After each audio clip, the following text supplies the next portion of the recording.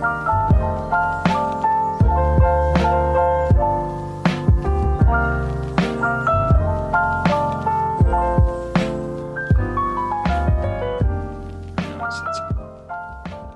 we go. Okay, so greetings everyone and beyond menu to our second installment of Snuggle Up with Spineless. Spineless Wonders is dedicated to bringing fans of Australian short story some new reads to their feeds. And not only can you read, but Spineless Wonders are expanding into the other sensory mediums. And whilst you can't taste the story just yet, you can listen to some wonderful new audiobooks. So this includes our feature author tonight's work, Smacked and Other Tales of Addiction. Who is our author? Dominique Heck grew up in the French-speaking part of Belgium. She now lives in Melbourne. Quite the journey. Heck writes across genres and disciplines and sometimes across tongues. Her creative works include a novel, 5 collections of short stories, and 12 books and chapter books of poetry, among other honours such as the Melbourne Fringe Festival Award for Outstanding Writing and Spoken Word Performance, the Warilla Prize for Fiction, the New England Review Prize for Poetry, the Martha Richardson Medal for Poetry, and the inaugural Alitra Prize for Literary Translation from Spanish into English. Dominique Heck is a recipient of the 2018 International Best Poets Prize, administered by the International Poetry Translation and Research Centre in conjunction with the International Academy of Arts and Letters.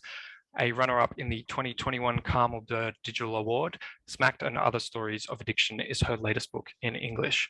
She has also just been shortlisted for the Ada Cambridge Award for Fiction, so also another congratulations to you, Dominique. You can't have the author asking themselves questions, so we will be leaving that to our interviewer tonight, and later also you, the audience, in a Q&A section. Joining us in exploring who Dominique is as an author of short stories, poetry, and who she is as a person is Eugen Bacon. So Eugen is an African-Australian author of several novels and fiction collections. 3 of her recent books are finalists in the British Science Fiction Association Awards. Eugen was announced in the honour list of the 2022 Otherwise Fellowships for doing exciting work in gender and speculative fiction. She has 3 books out this year. That's a lot. Major Fools by Meerkat Press, Chasing Whispers by Raw Dog Screaming Press, and An Earnest Blackness, which is a collection of black speculative essays by Anti-Oedipus Press. So you can visit her website at eugenbacon.com. I'll stick that in the chat for you if anyone's interested. And check out her Twitter on @EugenBacon, same spelling as the website without the .com. You also can't have an audiobook without someone to narrate it. And we luckily have the very talented narrator of Smacked here with us tonight, who will be doing some live readings of extracts from Smacked. So Ellen Watson Russell. Ella has worked across Australia and internationally as an actor, theatre maker, producer, and drama tutor. Her acting credits include work for King's Cross Theatre, Queensland Theatre Company, Theatre Satu, Browns Mart, Darwin Theatre Company, La Mama, Darwin Festival, Artback Northern Territory, Jute and Optic Nerve Performance Group, as well as in film, TV, voiceovers, and for the corporate and education sector. Ella has a particular interest in the development of the new theatre works in a collaborative context and in the physical exploration of text. So luckily for us, she has taken time out from her extensive work in theatre to grace our ears with her lovely voice. So how the event tonight is going to work is pretty similar to if you joined us for our first Snuggle Up with Spineless session. We're going to be witness to a live interview of an author of an exciting new work, a new audiobook, Smacked by Dominique Heck. This will be followed by a giveaway section of 3 audiobook codes of Smacked, 1 for each question I will be asking related to the content of the interview. So answer a question the fastest with the correct answer, and you win a free audiobook copy of Smacked. I'll ask the people who win the copies from answering the first couple of questions not to answer the subsequent questions, as you can only win one copy per person. After that will be a Q&A session where you can ask Dominique questions about all things writing. With all that said, I will be your MC for tonight's event. I'm Callan from Mini Digital Marketing, a small team focused on providing digital services for small publishers and authors seeking to promote their work. So you can find us on Instagram at Mini Digital Marketing. Of course, as technology is constantly making breakthroughs, the sacred Snuggle Up routine also gets pulled along in the wake of these technological strides. So my household is now the proud owners of an electric heated blanket for the couch. And as such, I can no longer return to the mundanity of the analog blanket. But the texture and experience of a paperback has always held more appeal than the snazzy Kindle or iBook. So it looks like curling up on the couch with the electric blanket this time. My spoodle Mabel cuddled up beside, and a chunky epic fantasy or thinner but no less exciting biography in my hand, and a cup of tea on the coffee table. That's my new routine from now on. I just have to be more careful with where I put the tea so it doesn't spill on the electric blanket. So feel free to share your own Snuggle Up routines in chat. Our featured speakers for tonight will also be giving away the details of their own preferred reading comforts. Now that you've met the cast, and before we get into the swing of things, I would first like to acknowledge the traditional custodians of the land we all live on and are zooming in from tonight. So I'm zooming in from Bidjigal land of the Darug Nation. Dominique and Eugen are from the land of the Wurundjeri people of the Kulin Nation, and Ella is zooming in from Coogee land of the Eora Nation. So we pay our respects to elders past, present, and emerging. Sovereignty was never ceded. I also invite everyone in the audience to put in the chat the land they are zooming in from as well. So it's about time to dive into it. If Eugen and Dominique want to begin with sharing their Snuggle Up routines, that would be great. Thank you very much. So I have a really simple Snuggle Up routine. It's usually a hot cuppa. I love my tea, and lemongrass really just works. And I also have a blankie. I seriously have a blankie. It's handmade and it's really warm. And once I wrap it around me, I just sleep like a lamb. What about you, Dominic? What's your Snuggle Up routine? My Snuggle routine is usually a cup of tea too, preferably herbal tea, because I'm going on, and so coffee is no longer de rigueur. So yeah, it's a cup of tea, and I don't have a blanket. I snuggle up in the sunshine in the morning, first thing in the morning, when the sun comes up. So that's it. And in the evening, well,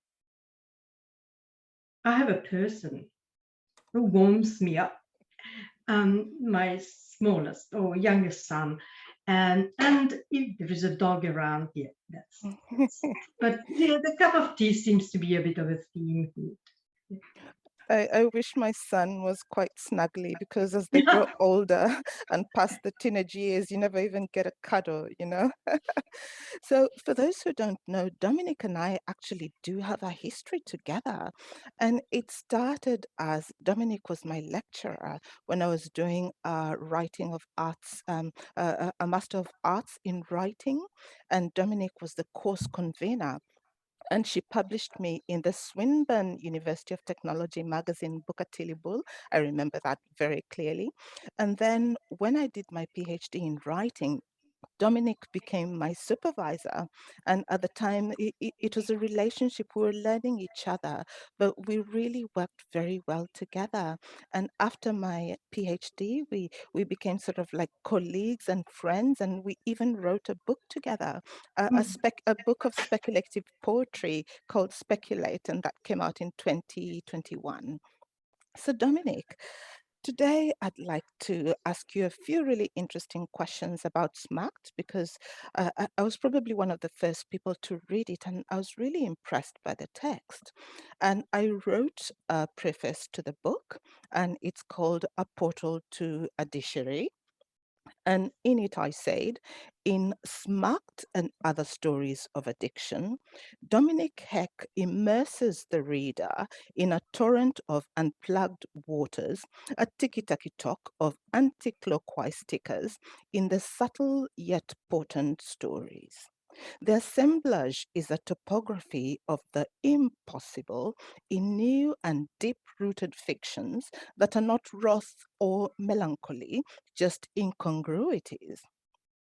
So tell me about this title, Dominique, because you do have a few stories in Smacked. So why wasn't it The Perfect Bloody Mary and Other Stories, or Beyond the Doubting Shadows and Other Stories? Well, this is a collection about the broader definition of addiction. It's not just about drugs, but I thought Smacked.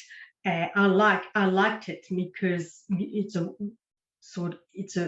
a catching sort of a sound, and it's also a very rich word. You hear the smack on the face.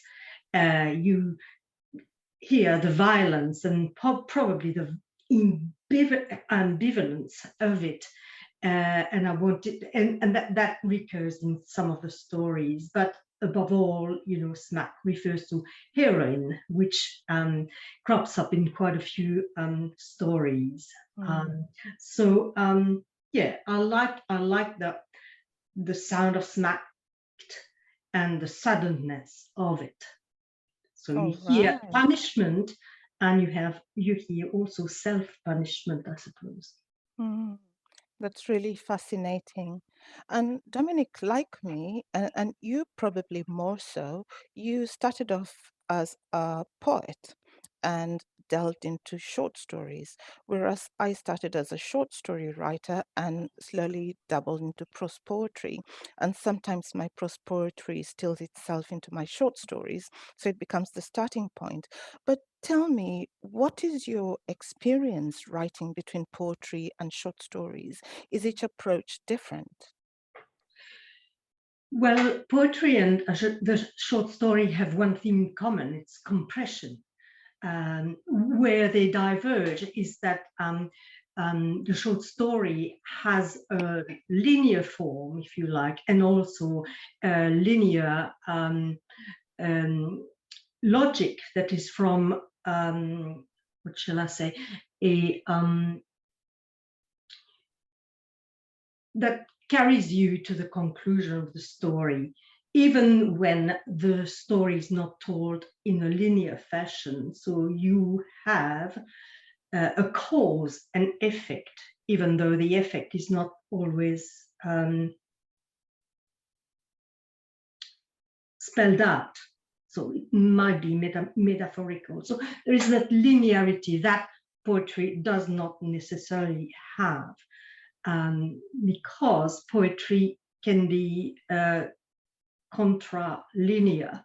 You can write a poem just by free association, where sound and silence actually do the work for you. There doesn't need to be meaning. Actually, some of it might work against meaning, as you might remember. My work called Chaosmos is actually based. All right. And one of the things about writing is reaching a point of letting go, where you let the reader in or you let the publisher in. And in this particular instance, you let go to let somebody else do the audio recording for you. And this is where we have Ella. And so, Ella, before I ask you a question, tell us about your Snuggle Up routine.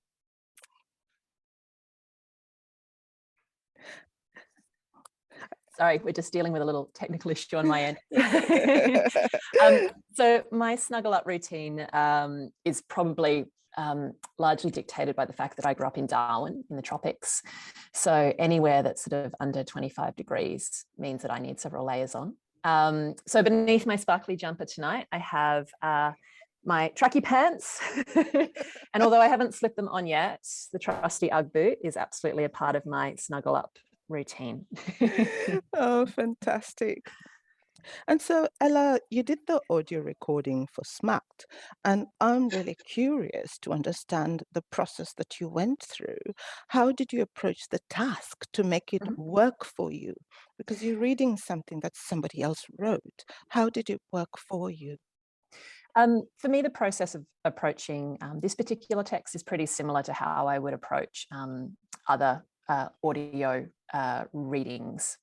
So that is to say, when I'm looking at reading a text that has been written to be read, like off a page from a book.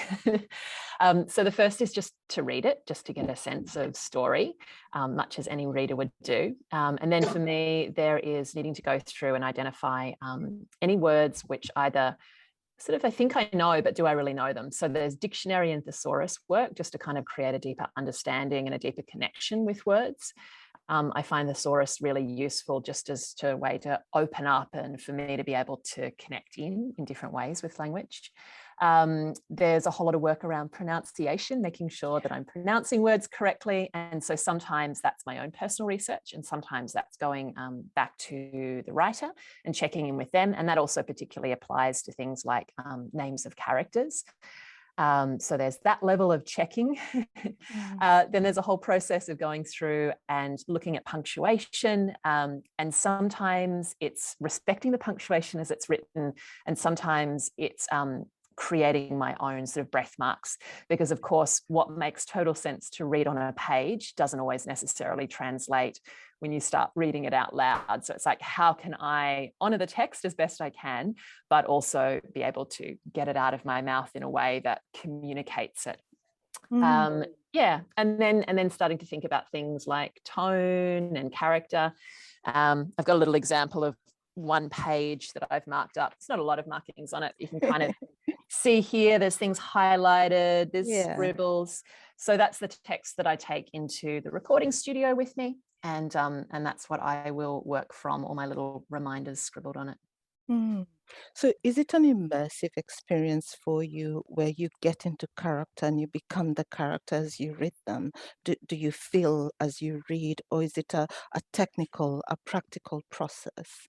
I think it's more of a technical process rather than an immersive process, because you're reading still, you're not performing it, you're not memorizing and then getting up and performing as you would in a theatrical way, in a theatre or, you know, in front of a camera. It becomes more of a technical exercise, at least for me, rather than an immersive one.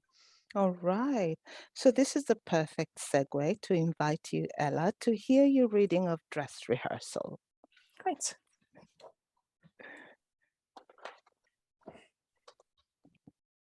It's cold in the builder's shed. It smells of earth, dead leaves and celery. Through the slats, I see no moon. On my right is a shovel. On my left, a broom and a bucket. I sit with my back straight against a bag of sand. Next to it is a pile of gravel. I pick at the scabs on my knees, gather the folds of the dog's rug around my legs. It is studded with dry grass, chafes my skin. I don't want to sleep. Call of blackbirds. Sunshine seeps through the cracks in the timber. I hoist my weight onto my elbows, scan the shed for spiders. A black one with a fat abdomen and golden bands on its legs is eating a fly at the center of its web. Dust mites spiral and sparkle through silky spokes. On the floor is a wilted daisy chain. I've been practicing making them. I want to wear a wreath in my hair at the school production next month, larded with sweet flowers. Can't be long now before she comes, before she undoes the padlock on the other side of the door. My tights have holes in them. My tights have holes in them. I pull my dress down to hide my knees. This is not what happened. Faye lied. I don't remember pushing in front of her and stopping in my tracks, pretending to fall off my bike, tripping her. No, I caught up with her, grabbed the back of her bike and held on. She dragged me for 20 meters and I didn't let go. When I did, she went head over turkey. She said I was adopted, which isn't true. I am the spitting image of my mother. Same hair, golden, shoulder length, same grey eyes, same cheekbones. Like her, I'm tiny. My name is Di. Oh, wonderful. Dominic, how did you feel hearing that? The text being read back. I was just overwhelmed and so impressed by Ella's professionalism. I thought she captured the tone, the rhythm, and before that, the mood of each story quite perfectly. So it was exciting to hear actually the whole of the audiobook. Yeah, and again tonight, yeah, I can feel I'm back. Butterflies like you're in love. So let's talk research, Dominique. How do you prepare for the specificity and the everyday detail that you manage to enmesh quite thoroughly into your stories and into your poems? Well, the first draft of a story or the first draft of a poem is just a first draft. So the research often comes afterwards unless you are writing towards a theme. So I glean my facts from books and papers and the web, and also the horse's mouth, so to speak. So for this collection, because some of these stories are quite old, it was before I had access to the internet. So most of the facts about addiction came from books and papers. And then I checked them with one particular friend who knows quite a bit about drug addiction, not only through experience, but also through research. So yes, that's the long and the short of it. Yeah. As far as it comes to tobacco, of course, I could delve into my own history, because I was once, hooked on cigarettes, and Yeah. I remember what it was like to actually wake up with an ashtray in your mouth. Yeah. So when I was reading your stories, what really struck me was how you write across different voices. You write in first person, you write in second person, you write in third person, but mostly I think most of your stories are in first person. So is this your preferred voice, or does the nature of the story dictate it? I think the nature of the story dictates it. Actually, I don't like the first person. That's why I've never written a journal, despite what I preach to my students. You write a journal. I never wrote a journal. I always had to fictionalize. So I wrote in the third person. But yeah,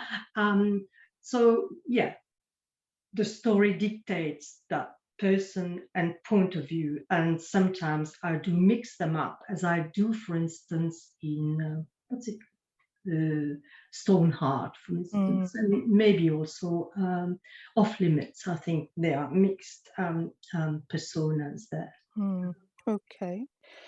And on the topic of research, one of my favorite stories, I really connected with it, is Rose C'est la Vie.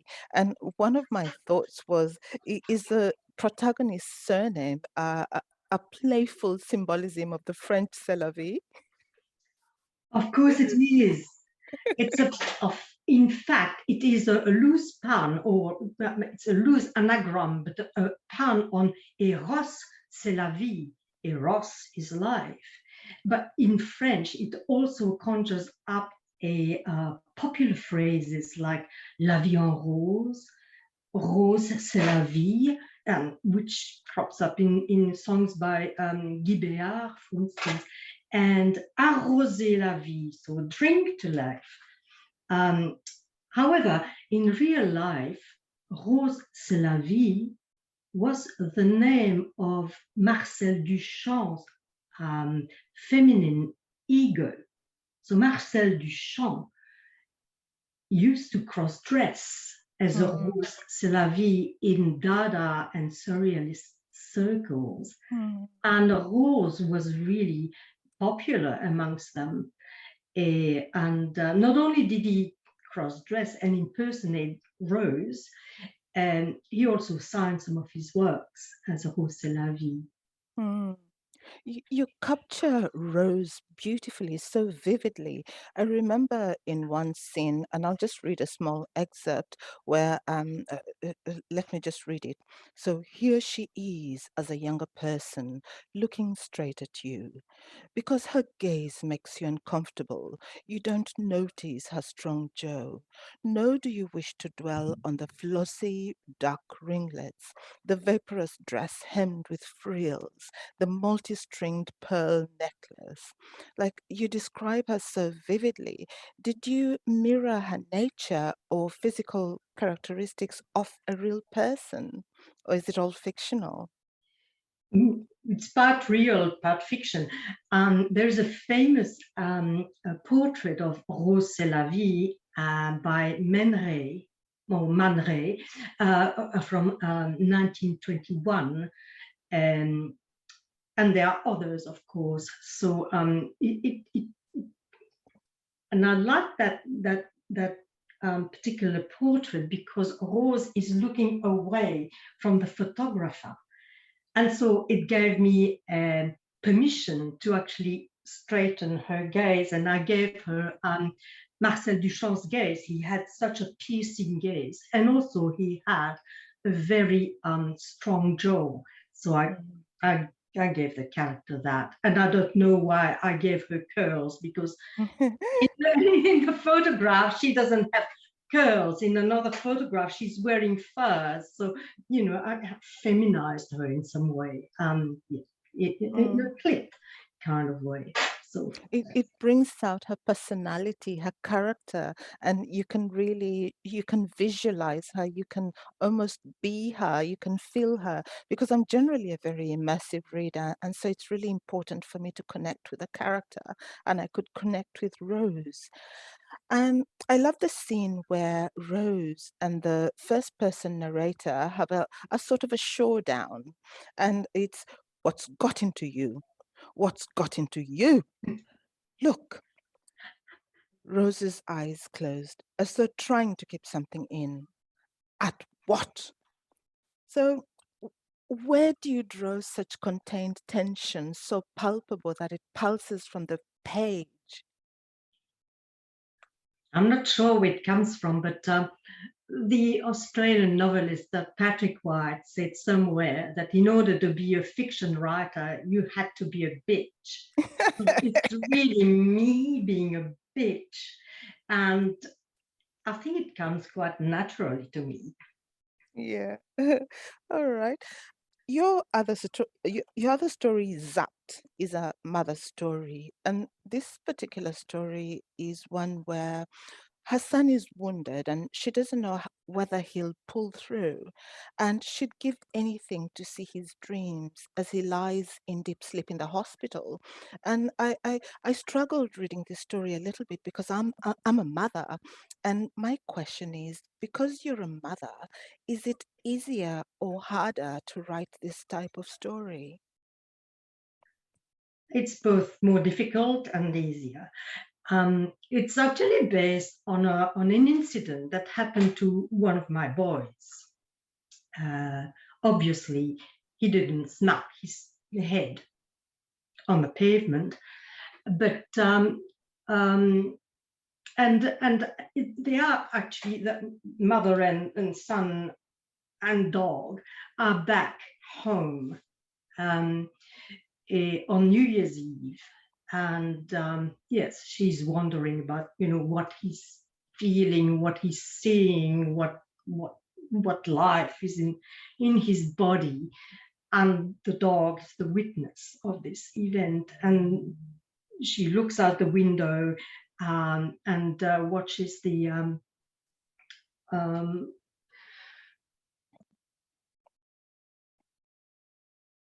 blank, the fireworks.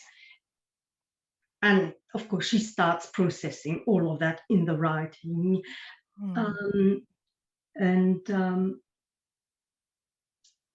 What was the question again?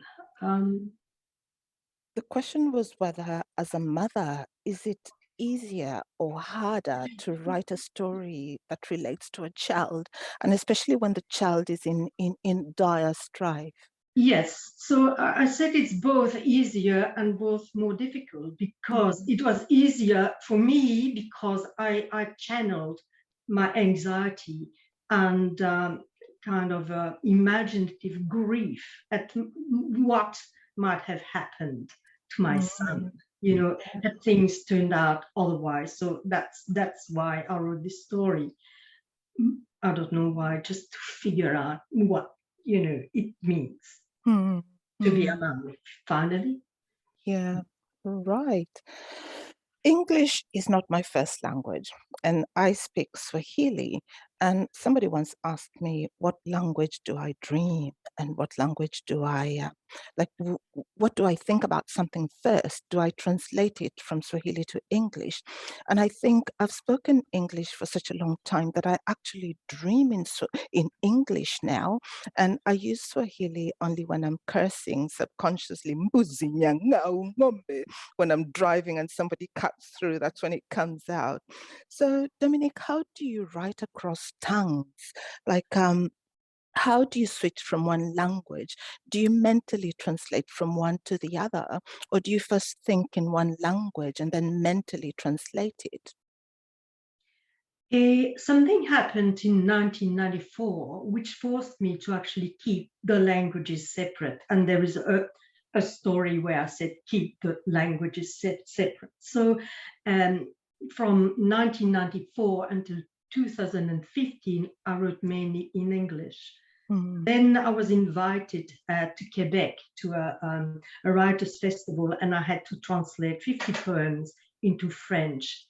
And that was difficult, but it also forced me or spurred me into going back to my mother tongue. So since then, I've been translating myself back into French, and sometimes a story or a poem will come to me into French, and I let that happen.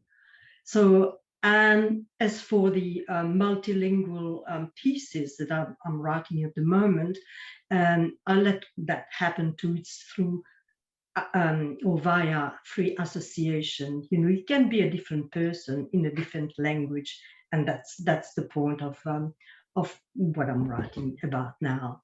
All right.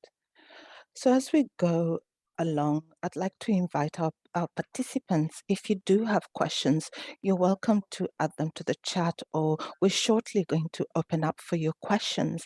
And I'll just quickly scroll through the chat to see if we have any questions at the moment. I see somebody has shared the Snuggle Up routine. Miranda has the apple juice boiled with spices and then a healthy dose of gin. I wish I could have some gin right now. And we have, I'm just looking very quickly, there isn't a question. All I can see in the audience, and I can see you typing a question very furiously, so we're waiting for your question. So Dominique, your book opens with an epigraph by Alice Miller, and it says, "What is addiction really? Is it a language that tells us about a plight that must be understood?" And I think sometimes there's a very thin line between states, between knowing what a breach into excess is. So talk to me about addiction. What is your interpretation of it? I think that addiction is a language, but it's an inarticulated language. I mean, if you think of the name of the first character, the character in the first story, Last Leg, her name is Wallace. Yeah, that's the wall of language. So she's constantly stumbling against the wall of language, as probably we all are. But I think it's a key to addiction. And I think addiction is unbridled jouissance. It's like the superego saying, more, more, more. I don't think it's an illness. I think addiction is a symptom. And it is actually predicated on the death drive. And of course, sometimes you are addicted unto death. Unto. So that is something that fascinated me. So it's a bit like Don Juan or Donna Juanita. You know, they keep falling in love. It's like an addiction, but every time it's the first time, and they are caught in a pattern of repetitions.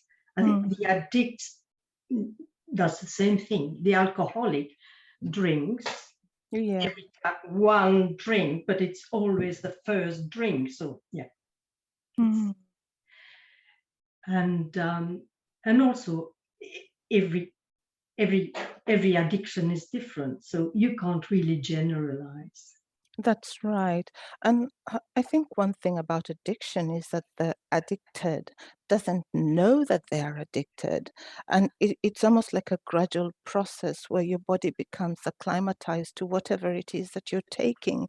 And eventually you must take more and more and more. And you only know that you have an addiction when you have withdrawal, once you stop taking it and your body really craves it. Well, don't you know it if you stop writing? That's right, and you really crave, I've got to write. Now, Oz has a related question, and I'll probably ask Oz to expound a little bit. So, Oz, you ask, why addiction now? Do you mean why addiction? Why did Dominic choose to write about addiction now? Or maybe, Cullen, if you could just unmute Oz. Yeah. Right, yes, Fantastic. I'm muted. Yeah, I was just wondering that you mentioned some of the things were written quite some time ago. What brought them all together now, I wondered? Was there a particular reason that made you think this is perhaps the time to focus on this topic, I suppose? I think it's probably something that struck me in the mid-90s. You know, I was part of a research group in psychoanalysis, and also I was teaching, and you know, you teach and some of your students come stoned at 10 o'clock in the morning, and so we start wanting to understand, yes, I was interested in it. And psychoanalysts of the Lacanian sort of school of thought seem to agree that it's got to do with the name of the father. That is the failure of the name of the father. Young people are not fathered, I mean, not by their fathers, but symbolically. So they try to find a way of expressing themselves, if you like, in the world, but they don't do it symbolically. They do it in what Lacanians call the real or the imaginary, through all sorts of means. But addiction is certainly one of them. And presently, probably most well, at the time there was addiction, there was, you know, tattoos, and there was, you know, piercings and all that, so things marking the body. I use that in a couple of stories and bring it to the last conclusion, where people actually change gender because they don't know who they are. So yeah, it's got to do with the name of the father. Do you think some addictions are more acceptable than others? For example, if I were a writing addict, and I probably am, I am not ashamed of it. It is productive. If I were a sex addict, I probably would be ashamed of it. Or if I were an alcoholic, I wouldn't want to acknowledge it as openly. And what do you think, just in terms of the society's general perception of addiction and different types of addiction? Think of the father who comes home probably at midnight because he's been working all day, all night. He can't let go of the work. So that's also, it can be an addiction, but we view it differently. Well, yes. I mean, I was called workaholic. I was called many things, but also look at exercise. It's easy to become addicted to exercise. And personally, I know what it is. I mean, I used to exercise until I'd hurt myself. And then I ask the question, what am I doing? So now that I know what I'm doing, I just break the cycle or try to. So exercise addiction is accepted here. And of course, alcohol addiction is fully accepted in Australia. I mean, people drink a lot. So yeah, I'm not sure. I don't think judging is a good thing. And it's probably something I was trying to get across in this book. Yeah. All right. So Oz asks a very interesting question, and then we'll go to another reading from Ella.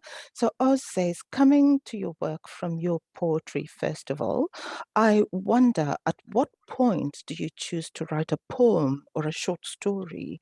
The extract Ella read has many features which would be suited to your prose poems. So at what point do you decide to either impose that causality you spoke about that characterizes fiction, or to resist the narrative impulse? It depends. If I have the choice, I just let it happen. Some things happen as poems, and then will evolve, or it's the other way around. Like the last short story called Payback, it started as a long poem called Songlines. And actually, before starting the songlines, I had to do some research and wrote a long essay. It was really rough, 5,000 words. So there are 3 pieces in 3 different genres. I think it's to get something out of your system. You use different strings, I suppose. Yeah. So I'm not sure. If I don't have the choice, of course, if I write for a competition or something, I'll sit down to write something. I'm not very good at that. I like constraints, but they are formal constraints, not so much thematic constraints. And this segues really well to my last question to you before we go to Ella's reading. So when a reader takes SMAT, and I have it a little bit blurred on my screen, so when they take this book, what in particular do you want a reader to get out of reading this collection? I didn't have any particular intention. I think I just wanted readers to have fun, because I know that some of the stories are dark, but they're also cheeky, and there's humor, and there is, there is all kinds of, feelings that are conveyed there. And so yeah, I want people to have fun, and if they think and start to look at people with a problem with new eyes, well, I'll be very very pleased. The gambler, the alcoholic, or whatever, person who's addicted to sleeping pills or whatever. There are so many ways you can look at it.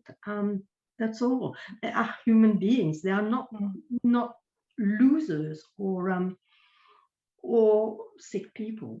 No, that is a really powerful insight. So let me invite Ella to read for us an excerpt of Everybody Says I'm a Liar.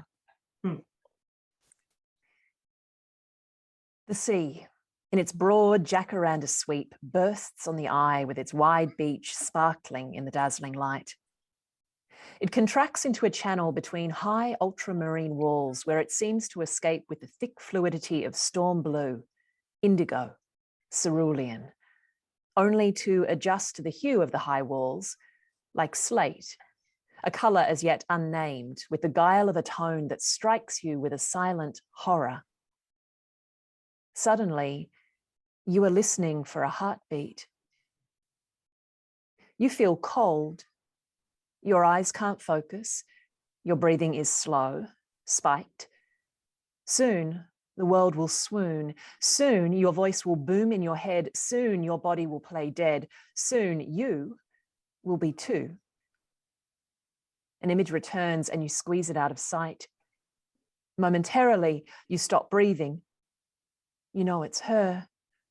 You can smell her now. Oh, how you hate her, with her pains and miseries obliterating yours. Oh, how beautiful. It's amazing how in the second reading, when I wasn't looking at the text, it was even more powerful. I could listen to your words, I could feel your words, and it just really works. I think sometimes the visual can be a distraction because then I could really hear what you were saying. Now, we do have a couple of audience questions and we may be able to answer them both. So the first one, Dominic, relates to what I asked about bilingual.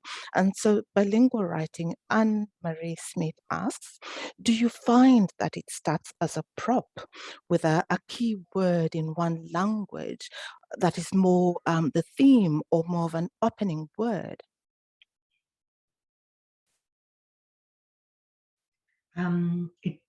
Sometimes it's a word, sometimes it's a phrase that comes, from a nightmare in French, because I dream in English, but I have nightmares in French. So yes, it will be that. And sometimes it's just a feeling or it's a rhythm, like I learned swimming when I was 5 years old, and my father was despairing because I would not jump in the water. I was just doing these things. I was just enjoying the rhythm of my body before actually diving. And I think sometimes I do that when I'm writing. So it's not always a keyword. Yes, so it's a bit broader than that. I wrote a very long sequence of poems just sparked by the rhythm of a cicada, the greengrocer cicada dying at the end of summer. And it was just the rhythm and myself understanding the dying, actually. And it was a poem about the drought, the 2008 drought. So does that answer your question?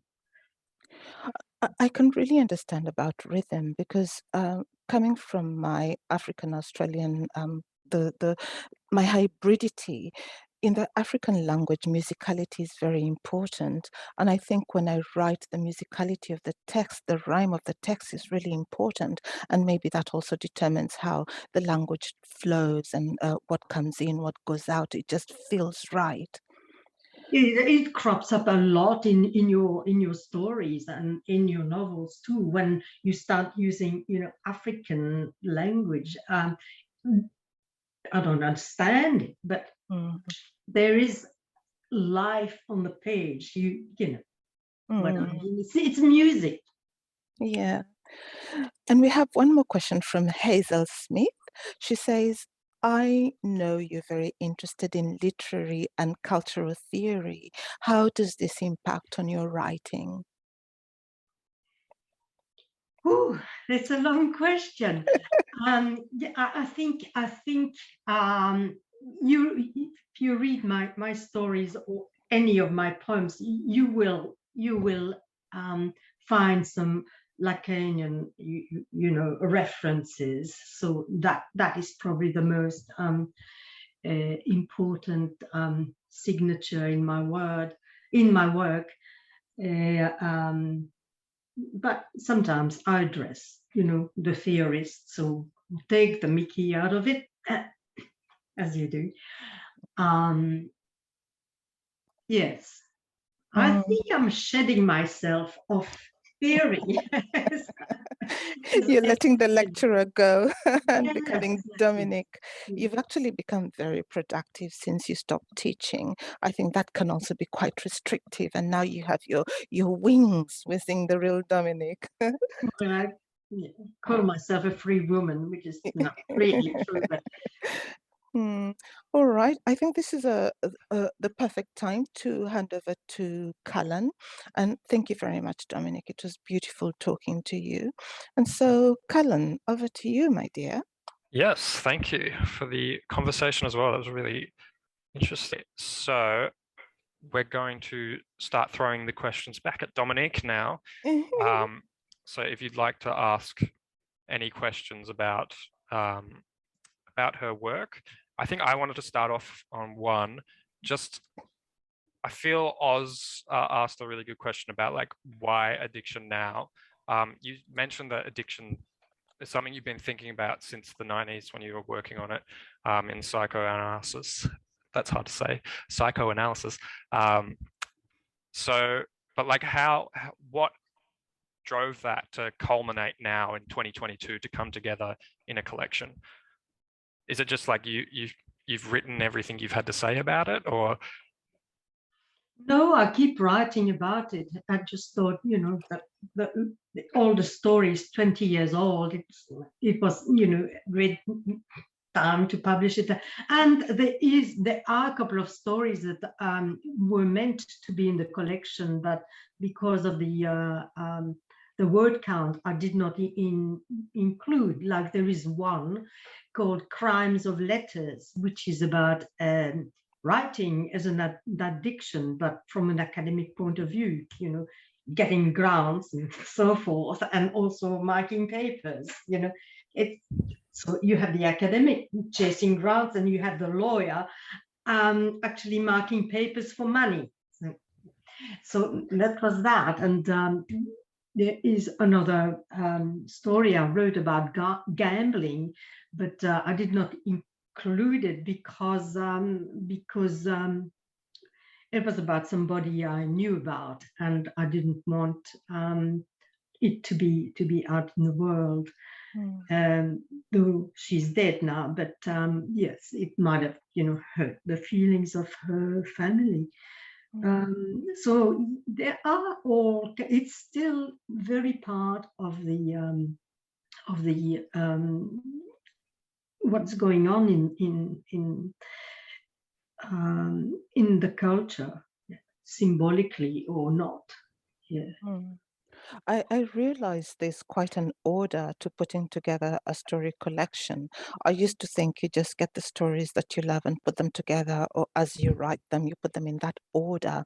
But it actually works really well if you open with one of the strongest stories to hook the reader, and then you scatter it in between, and then somewhere in the middle you have another really strong story, and then you scatter it again, and then you finish with a really strong story. That way you get the reader, you hook them at the beginning, you keep them reading because they discover that gem in the middle, and then they stay thinking about the collection because of that last story that you've given them. And I know I've read anthologies where it started with really strong stories and then it just pitted and died. And you don't remember that anthology because all you remember was the closing stories weren't really that good. So did you do anything in your arrangement of the collection, or was this up to the publisher? No, I chose, and I think you are much better at orchestrating, you know, collections than I am. I was keen on Last Leg because it's an impersonal story, so it's going to grab or not the reader. It's really a smack in the face. I think it's a cruel story.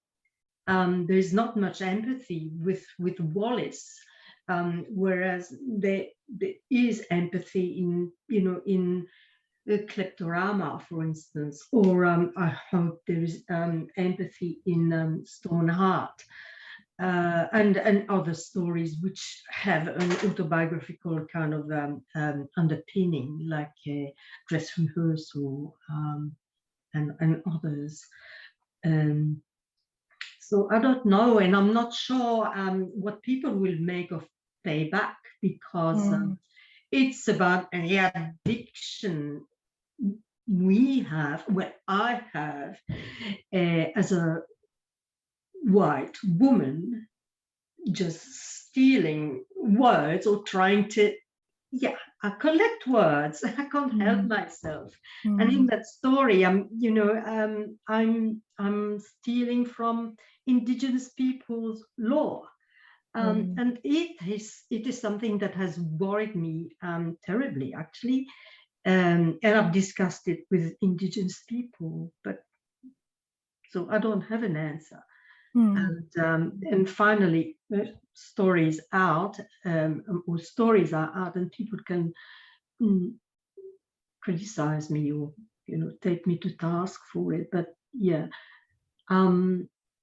think I wanted that one as the last story, rather than a more academically based one, because Crimes of Letters has almost as many footnotes than it has text, because it's part of the paranoia of not being a plagiarist, when in fact, academia is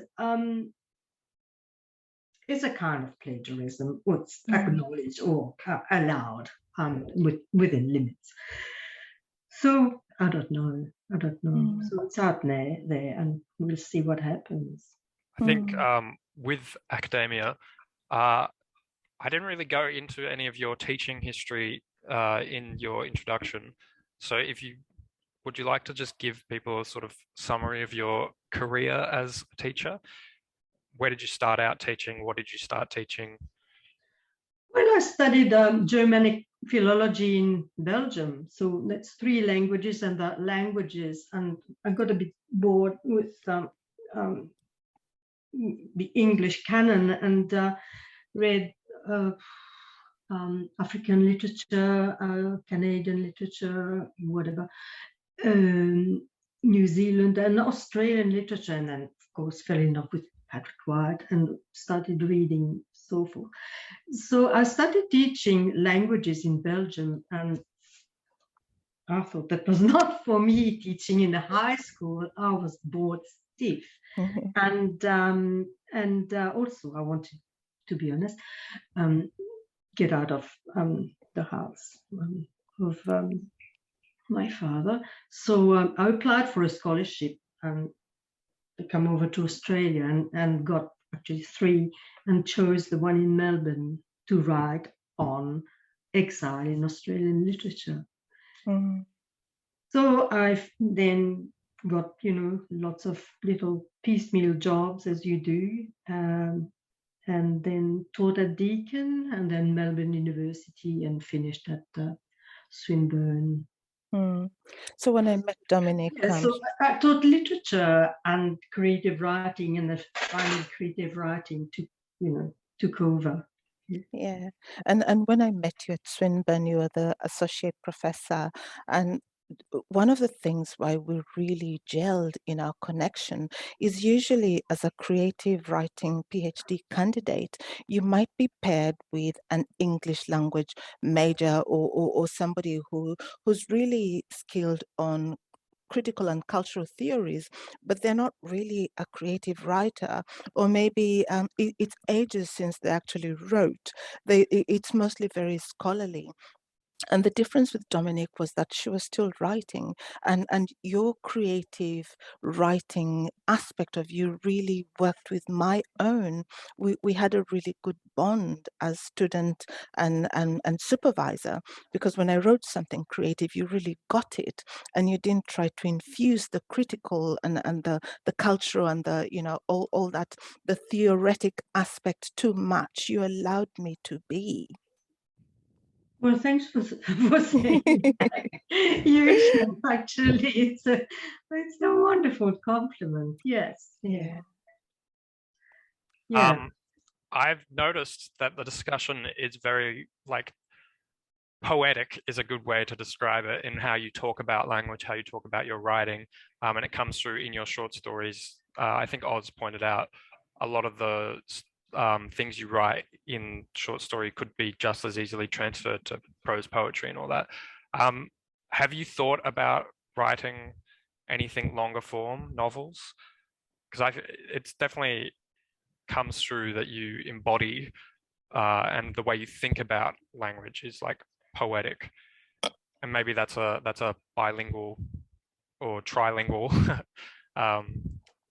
skill. But yeah, the first work I wrote was an experimental novel. It's a very small novel.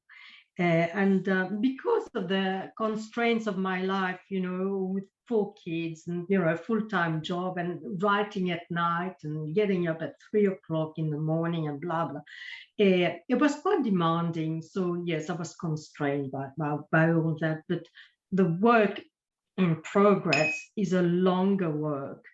And it's multilingual. It's called Voice with a Y as in Joyce, because it's kind of Joycean. And I don't know what to call it.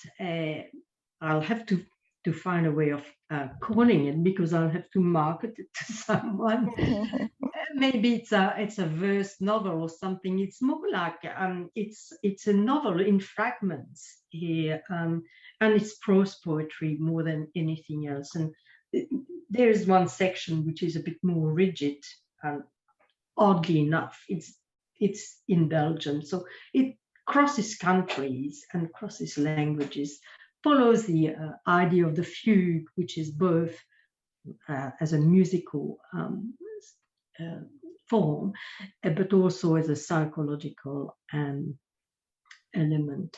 And I'm exploring this idea that you are a different person when you speak a different language, and you're also different when you are in a country whose language you don't understand. So I'm playing with that.